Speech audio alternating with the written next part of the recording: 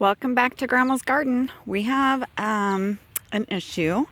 I will show you. This was completely empty, and after days of rain, that's how much rain we have left. This is an empty container that I was thinking about turning into an herb garden. But as you can see, we're not doing much in the garden because of all of that rain. So just let me show you kind of what's going on, what we've gotten done so far. So we did get tomatoes in. Oh, all that cilantro. It is so wet. I did get tomatoes in, and I can't go all the way out there because I don't have my path on this side at all. So there's a tomato, and you can see the newspaper down on the bottom. My last thing I showed you was I was going to try and get some mulching in there. I did put newspaper in there so that some of the soil would not splash up as badly up on the leaves. But as you can see, even with the newspaper or other paper down, the soil just kind of took over anyway because it's been running. The water has been running through the garden so hard. I also did get some peppers planted, and they actually look pretty good out here in this sopping wet mess. So there are several peppers out there.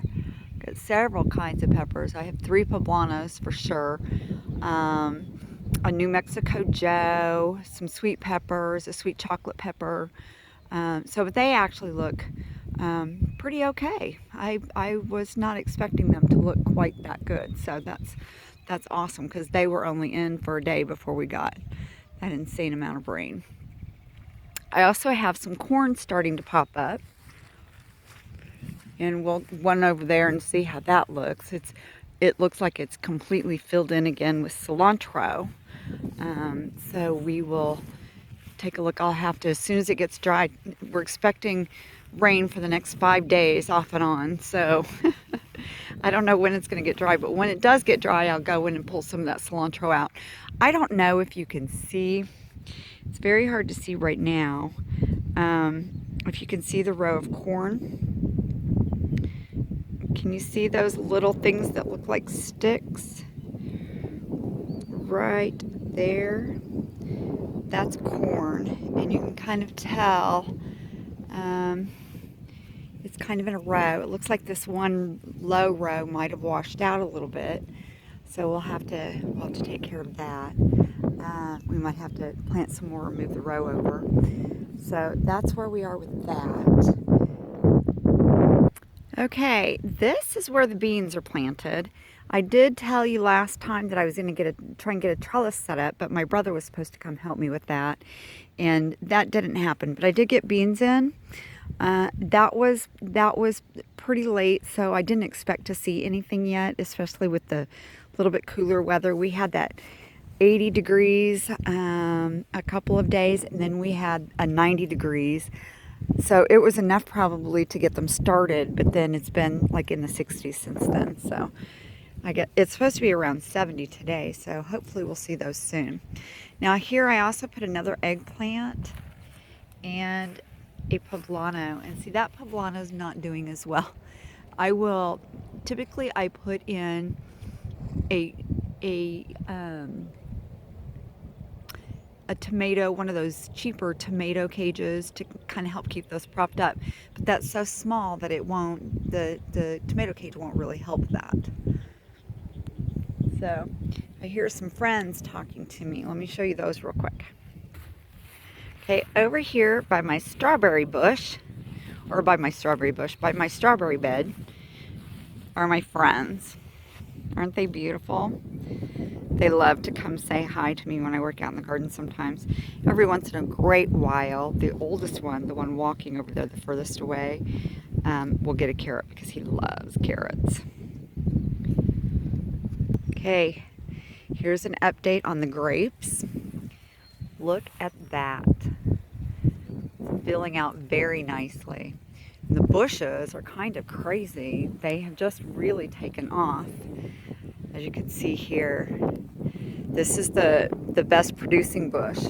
Now the bush next to it, I will have to, this is after the storm. I just came and am assessing the damage. And this one is like completely on the ground. So I will have to tie that one up and brace it so that doesn't happen again. And then we have this one over here, the tickled pink. It's looking pretty decent too. And this one has some nice looking grapes on it as well. There's several in there. I don't know if you can see them all, but there are several. I'm trying to, it's hard to see with the, because the sun is actually really bright today, but there's some there. There's some there. Can you see that right there? So, yeah, there's several in there. So, and then there's a few more over here. You see them? They look beautiful, right? So yeah, it's doing really well. So this one will have to be tied up too because this limb is kind of down. And we definitely don't want to lose the limb. So I'll be tying that up today too before it rains again. The peas, the tall Amish peas, are really doing well, so that's exciting. There are no peas yet. However, let me show you here the little Tom Thumb peas. See the peas? So we have peas on this one. So they're doing really well. They're hanging in there. They're kind of on a little bit of a slope, so the water kind of runs down a little bit off of those, so that's great. I want to show you something else that's kind of interesting because somehow this little bean got dropped over here. Look at that little bean, and doing just fine. I have no idea what kind of bean that is or how it got over here, but I'm going to have to pull that because beans and peas don't like each other. So anyway, so there we go. The radishes, I wanted to tell you, are starting to not do so well. And we had that 90-degree day, and the white icicle radishes are starting to bolt. And I'll get over there and show you that in just a sec. Anyone who's a gardener knows what bolting means. Anyone who's new at gardening needs to understand that there are crops that do well in certain seasons, and radishes are cool weather season. And because we had that really warm, we had 3-4 days that were really warm in the 80s, and one of them went up to the 90s. Radishes do not like warm weather, and what happens is they start to bolt, which means they grow their seed pod. So this will flower and those will turn into seeds. I think I'm going to let this go so that I can kind of show you the progression of what happens, because the radish seeds are really kind of cool to watch. The pods are really interesting. So I'm going to let those go. I have some others here that are not bolting, and I'm starting to see a few shoulders. And this is what I mean by shoulders. Do you see the white there? So see, but that's very small. It is definitely not ready to harvest yet. So I did harvest one accidentally. This one over here, however, might be ready to harvest. Do you see the difference? So I'm going to go ahead and harvest that one just to see how that looks. And it's so wet that I'm not worried about yanking it. If it was really dry, yeah, see, this one could have lasted a few more days, and the shoulders were still kind of green, but I wanted to show you anyway. But anyway, it has been so dry that when it does get dried out, you will have to dig them out. You do not want to break them, because that will happen if you try to pull it out without digging it. The carrot looks really good. There are a few more little carrots in there. You can see here's a little bitty one right there. So a few more here and there. And there are some radishes over there ready to pick, but I don't have my cardboard walkway, and I don't want to lose my shoes. So I won't get over there to look at those. But anyway, so I did plant some other beans, and I planted them over here next to, I planted the cattle the Jacob's cattle bean, and I see one. I can't really get in there to see if there are any little bitty ones, but there is one really nice sized one. He looks really good. So right there, do you see it right there? So yeah, he looks really good. So if I don't get any more, I'll plant some more stuff in there. It's really, really wet again.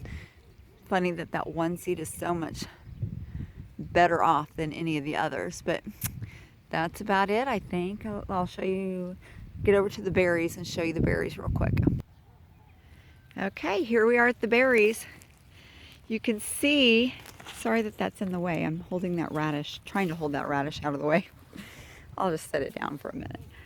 Okay, as you can see, I don't know, you can see kind of the little tinge of color. They're just barely starting. They're just barely starting to turn. You can kind of see that little tinge of color in there. So they look pretty good. See the tinge? Very beautiful. So we should have those in a couple of weeks. Once they get started, they usually go pretty quickly. The cherries are starting to tinge up too, but I want you to notice these are so small. Do you see how small they are? They're even smaller than last year, which is interesting. And they are starting to tinge up too, so they'll be changing color. These will take a little bit longer. They're not quite as quick as the others. And it does look like I've lost some on one side of the tree or the bush, but the other side looks pretty loaded. So there will be more than we'll be able to use, and I freeze them quite a bit. I give some away, things like that. So there'll be plenty to eat for sure.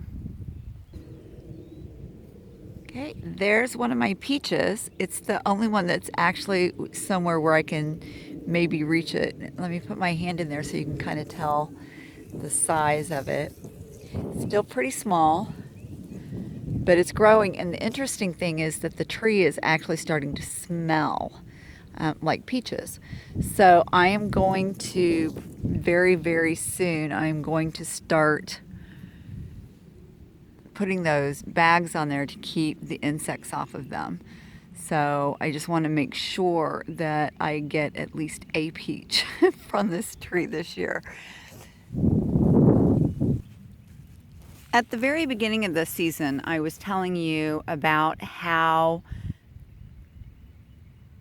the blueberries are so resilient.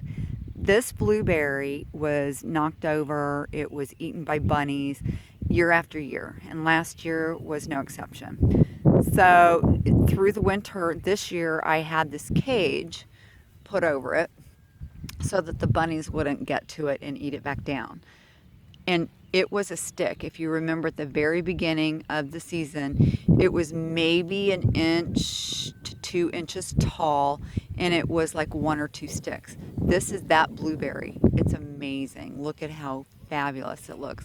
So it will grow. It'll be a little stunted for a little while, but they are resilient as long as the acid is correct, as long as their roots are not standing in water, which is interesting right now because I'm pretty sure those roots are in water. But they will overall, if it's not long term, they are just phenomenally resilient. I wanted to show you one more quick thing. I had a huge harvest of oregano, and there are 3 of these racks where I'm drying the oregano so that I can grind them up or just crumble the leaves and jar them up so I can use them throughout the year. There will be several. I will be able to go out and harvest several times, but 3 of these racks about this size.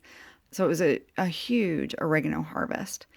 Well, I think that's all I have left to show you. Just happy gardening and enjoy your day.